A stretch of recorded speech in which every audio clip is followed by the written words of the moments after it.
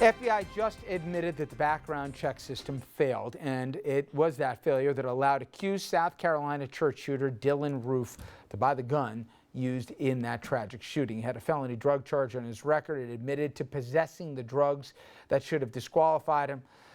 But as we know, it's not just an issue in South Carolina. Closer to home, Governor Cuomo just cut a deal with Republicans that waters down the SAFE Act and it removes background checks for ammunition sales. Andrew, politically, this was done, if we look at the when and the hows, which are interesting. It says something late at night, buried, you know, on a Friday summer night weekend, in the middle right? of the summer, yeah. But yet it's a deal he struck down, and obviously the SAFE Act was one of his biggest legislative accomplishments against high odds, albeit in the aftermath in Newtown. A little surprising how this came down. The timing of this, it's one of those stories, it's take out the trash time. It's one of those times where you dump a story out where you don't want any press coverage because you're afraid of the repercussions that it's going to have. Certainly appears that that was behind the timing for Cuomo on Friday night. The politics of it, obviously it's bad for Cuomo on his left, where Democrats are already less than thrilled with him. And he's actually been very progressive on social issues, less so on economic issues. This would sort of rebuff that trend. You could make the argument that it's advantageous to him from a political standpoint because it gives him more flexibility to get stuff done in Albany and gives him more wiggle room in dealing with Republicans, who he still have the majority in the state Senate. He sort of gave one to them. It didn't cost him much because the technology apparently wasn't going to be ready to make that background check work for ammunition. But you know, people are going to be rightfully upset on the left. And it's not going to be people, it's going to be special interest groups. Because the average person has no idea about the ammo sales. I mean, I can't find an ammo store in New York City, you know, where 8 million people live, and that's mostly upstate, which is typically Republican. So the average Democratic voter has no idea about these ammo sales. So it didn't, for the governor, it didn't hurt him, except with special interest why groups. is this a change just from a policy standpoint that needed to happen? What was the bad idea about actually doing background checks on ammo sales? And I don't need to remind you guys, because every night I seemingly talk about another tragedy here, about an issue that relates with violence, it relates to a gun that was avoidable, that if we just did more, and forget about going around the world, why do we have to make the change again? So for those 99% of people who live outside of New York City, who are law-abiding citizens, they can still get bullets.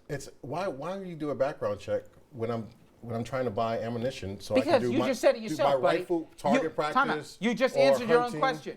Because of the 1%, or whatever the percentage of the fraction there is that's causing the problems.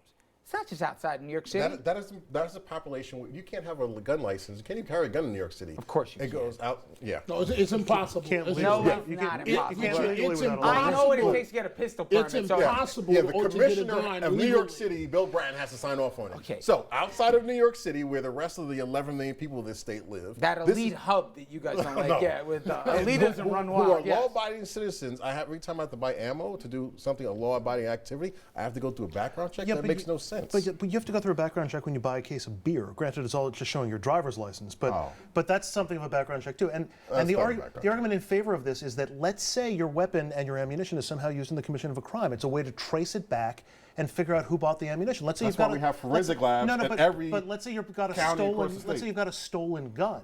You can still get the ammunition. And that's why we have serial numbers and by forensics to test that. I mean, do you know that why more are you than trying to make it hard for the law-abiding citizen? I'll tell you why in part. We know, and this has been a consistent trend in the last 20 years, more than 50% of the crimes committed by guns, the guns and the ammo have been traced back to 1% of the gun dealerships and stores in this country. And they're not in New York. 99% of the gun dealers, I'm sure, are good, reputable business owners. But there's bad folks that aren't. And if you can trace it back to where they're getting the stuff and where they're doing the straw sales and where they're doing the rest, you have a better chance to stop this. And by the way, it doesn't mean you can't get a gun. It doesn't mean that you can't get ammo.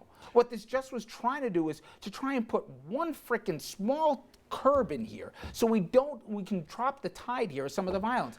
And this was a change in search of a problem. All you would do is hinder law-abiding citizens from doing a law-abiding activity. That's the only thing that this would stop. It wouldn't stop the guns and the bullets coming from we should have no background. No, New Jersey, Richard, Virginia. Should we be doing any background checks for anything with guns? Absolutely. Really? 100% correct. So yes, I agree with that. So we should be when you purchase a gun, there should be a background check to find out if you're a felon or if you're mentally ill. Absolutely.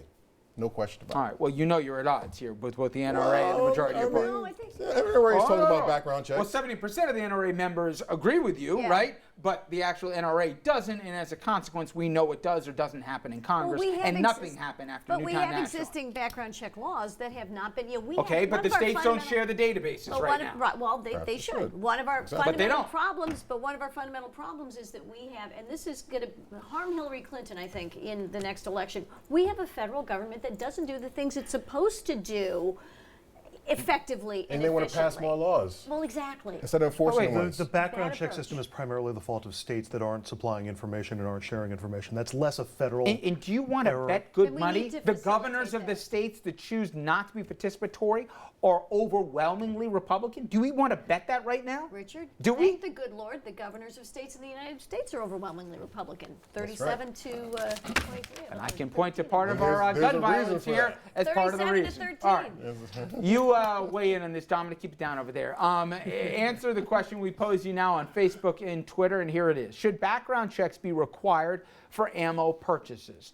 Coming up next, some healthy vital signs for Obamacare. You saw what the Supreme Court just upheld, and more people approve it on the poll numbers. The question is this a good political issue for the GOP to go after, and that is attack Obamacare? Will they or won't they go there for 2016?